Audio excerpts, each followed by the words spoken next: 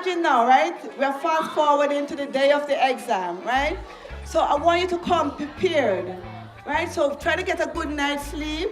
Don't skip your breakfast. You may be a little nervous, but make sure that you eat something before, right? You're going to be prepared.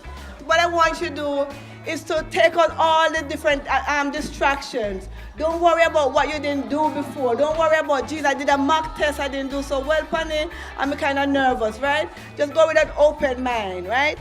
The next thing is I want you to do is I want you to read carefully. What is it? Read carefully. I want you to approach the test with confidence. So on the day of the test, you're going to straighten your ties, right? Wear your ties. Straighten your ties. Come on, let me see you straighten your ties. Put your shoulder back, take a deep breath, and you're going to say, I got this. So let me hear you repeat this.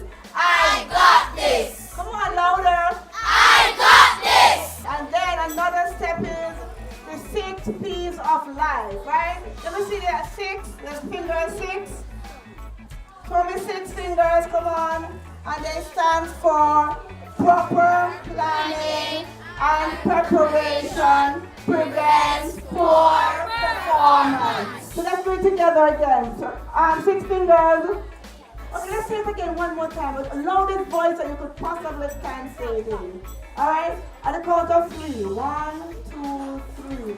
Proper planning and preparation prevents poor performance. Give yourself a round of applause.